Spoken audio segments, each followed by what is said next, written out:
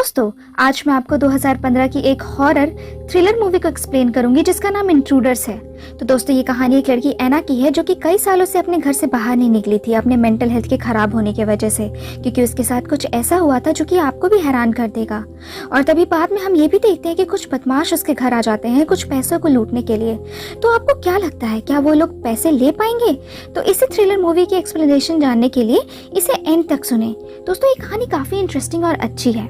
तो मूवी के स्टार्ट में हम इस मूवी की मेन कैरेक्टर एना को देखते हैं जो कि अपने बीमार भाई की अकेली केयर टेकर थी। उसके भाई का नाम कॉनराड था और वो पैंक्रियाटिक कैंसर से बीमार था। तभी एक दिन बिना एना के रजामंदी से कॉनराड एक लॉयर को हायर करता है जिसका नाम शार्लेट था, ताकि वो हेल्प कर सके कॉनराड के लास्ट विल में, क्योंकि कॉनराड को कैंसर था और उसके पास अब ज्यादा टाइम नहीं बचा था और वो अपनी सारी प्रॉपर्टी अपनी छोटी बहन एना के नाम करना चाहता था। उसने सारे अरेंजमेंट्स कर दिए हैं और एना को अब बस उन प्रॉपर्टी के डॉक्यूमेंट्स पर साइन करना है। लेकिन एना अपने भाई से प्यार करती थी और वो कहती है कि कॉनराड को कुछ नहीं होगा, इसलिए वो डॉक्यूमेंट्स पे साइन नहीं करती। लॉयर के जाने के बाद एना और कॉनराड एक दूसरे से बातें करते हैं और कॉनराड उससे कहता है कि वो अब स्ट्रांग है और वो अब घर में ही बंद होकर के नहीं रह सकती है। वो एना को ये भी कहता है कि उसे बाहर जाना चाहिए और इस वर्ल्ड का हिस्सा बनना चाहिए, लोगों के साथ मिलना चाहिए। उसे अपने डैड को भी माफ कर देना चाहिए जो भी उसके डैड ने पास्ट में किया था। दोस्तों, हमें यहाँ नहीं पता चलता है कि आखिरकार एना के डैड ने क्या किया था। हाउएवर एना जिद्दी थी और वो अपने डैड को माफ नहीं करना चाहती थी और गुस्से से रूम से वो बाहर निकल जाती है। उसी रात कॉनराड गुजर जाता है सोते हुए ही, जिससे एना कंप्लीटली अकेले हो गई थी घर में। एना दुख में थी और कॉनराड के बॉडी को ले जाया जाता है। तब नेक्स्ट मॉर्निंग डैन, जो कि उसके घर में फूड डिलीवरी करता था, वो आता है। वो उनके यहाँ खाना पहुंचाने का काम करता था। एना उसे अंदर बुलाती है और वो उसे उसके दुख से थोड़ा शांत करता है। डैन एना से कहता है कि वो इस शहर को छोड़ना चाहता है पर उसके पास पैसे नहीं हैं। तभी एना उसे कुछ पैसे देती है। एना उससे कहती है कि उसके पास और भी पैसे हैं और उसे समझ नहीं आ रहा कि वो क्या करे उन पैसों का, क्योंकि उसका भाई भी अब जिंदा नहीं है और वो भी घर से बाहर नहीं निकलती है। तो आखिरकार वो पैसों को रख के क्या करेगी? डैन पैसों को लेने से मना कर देता है और चला जाता है। फिर अगले सीन में हम देखते हैं कि एना कॉनराड के फ्यूनरल को अटेंड करने के लिए रेडी होती है। हाउएवर वो अपने आप को बाहर नहीं ले जा पा रही थी घर से, जबकि कॉनराड की लॉयर उसे लैंडलाइन पे बार बार कॉल करके फ्यूनरल पे बुला रही थी। इंस्टेड वो पानी बॉईल करती है चाय बनाने के लिए। थोड़ी देर बाद एक कार बाहर आती है और उसमें से 3 लोग निकलते हैं। डर के एना किचन के टेबल के अंदर छुप जाती है। वो 3 लोग घर के अंदर आ जाते हैं और रूम्स में जाते हैं कुछ खोजने के लिए।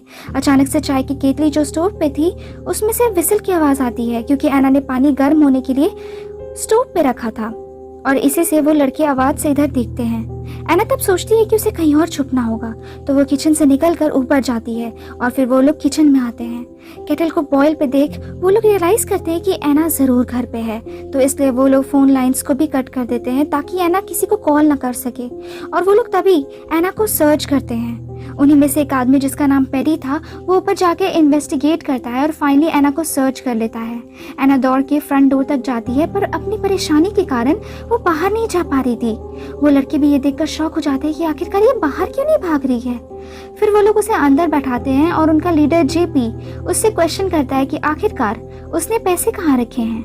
पेरी, जो बहुत ही क्रूएल और इम्पेशेंट था, वो उन्हें सजेस्ट करता है कि एना को मार देना चाहिए और पैसे लेके घर को जला देना चाहिए। वो बाहर चाहता भी है गैसोलीन लाने ताकि घर को जलाया जा सके, पर वैंस, जो नॉर्मल था बाकी दोनों से, वो इसके अगेंस्ट था और वो कहता है कि हम लोग यहाँ पे चुपचाप से पैसों के लिए आए हैं, तो हम पैसे लेकर के यहाँ से निकल जाएंगे, हमें किसी को मारना नहीं है। जेपी और वैंस तब सर्च करने के लिए आगे जाते हैं मनी के लिए, एना को पेरी की कस्टडी में छोड़कर।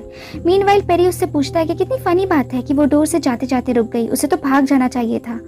दोस्तों, हमें यही पे पता चलता है कि एना को एगोराफोबिया है, जो कि एक फोबिया है बाहर पब्लिक प्लेसेस में न जाने का। इसलिए तो वो अपने घर से पिछले 10 साल से बाहर नहीं निकली थी और साथ में अपने फादर के मर जाने के बाद तो बिल्कुल भी वो अपने घर से बाहर निकलना ही छोड़ चुकी थी।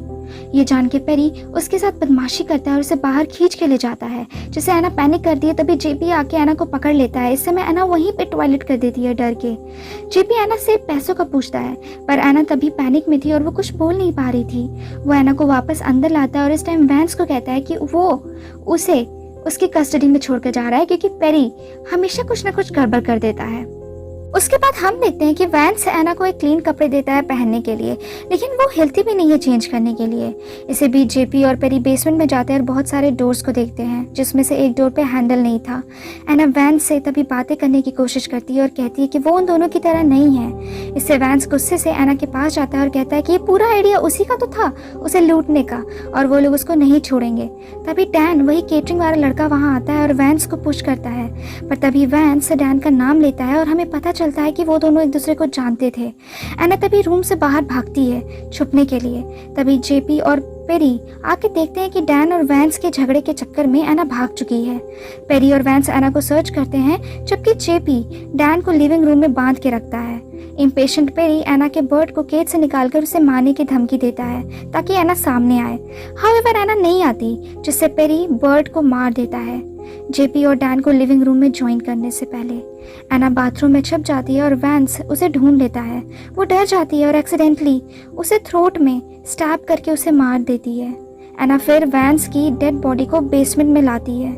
जेपी और पेरी, जो सोच रहे थे कि वैंस एना को हैंडल कर लेगा, वो जल्दी से आ करके नीचे देखते हैं कि वो लोग गलत थे और वैंस अब मर चुका है। बेसमेंट में उन्हें एना दिखती है, जो कि डोर से भाग जाती है और सिंपली गायब हो जाती है उनकी नज़र से। फिर हम देखते हैं कि एना सक्सेसफुली ऊपर चली गई है। तभी वो एक हैंडल को खींचती है, जो कि बेसमेंट की सीढ़ी को रिट्रैक्ट कर देता है वॉल में, जिससे वो लोग बेसमेंट में ही फंस जाते हैं। अब हम देख सकते हैं कि अब सब कुछ उल्टा हो रहा था। एना फिर डैन के पास जाती है, जो कि बंधा हुआ था, और उसके पास बैठ जाती है। वो उसे गुस्से में एक्सप्लेन करने के लिए बोलती है कि आखिर क्यों उन लोगों ने उसे उसके भाई की फ्यूनरल के दौरान लूटना चाहा। डैन रिवील करता है कि वो वैंस का दोस्त है, पर बाकियों से उसका कोई वास्ता नहीं है। अपेरेंटली उसी ने वैंस को बताया था कि एना अकेली है और उसने उसे बहुत पैसे भी ऑफर किए हैं, पर उसने ये नहीं सोचा था कि वो लोग एना को लूटने आएंगे। ये सुनकर एना गुस्सा थी और वो डैन के फिंगर को तोड़ देती है और फिर खींच के उसे बेसमेंट डोर तक लाती है। वो कहती है कि ऐसा कुछ नहीं होता अगर उसने उस टाइम सारा पैसा ले लिया होता, और फिर वो डैन को भी उन दोनों के पास फेंक देती है। उसके बाद एना एक रूम में जाती है जहां से वो बेसमेंट पे नजर रख सकती थी और डैन और बाकी लोगों को देखती है।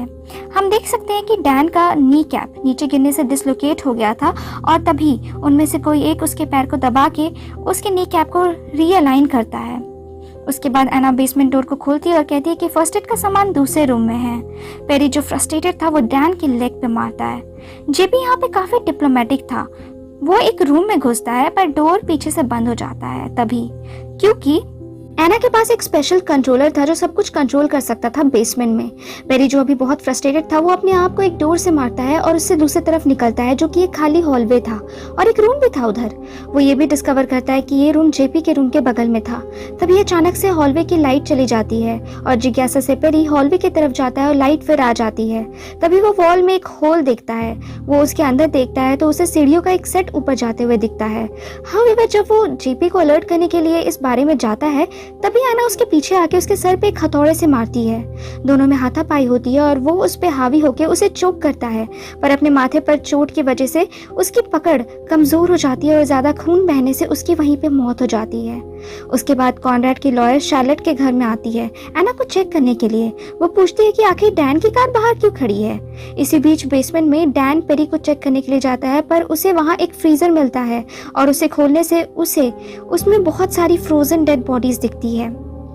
उसके बाद उसी टाइम डैन को वॉल में होल दिखता है नीचे और वो ऊपर स्टेयर्स से जाके सीलिंग को नॉक करता है।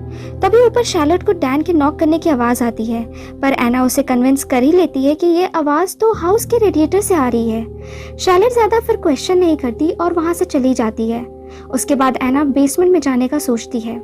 उसे वहां डैन मिलता है। वो उसे पकड़ के क्लोजेट के अंदर लॉक कर देती है।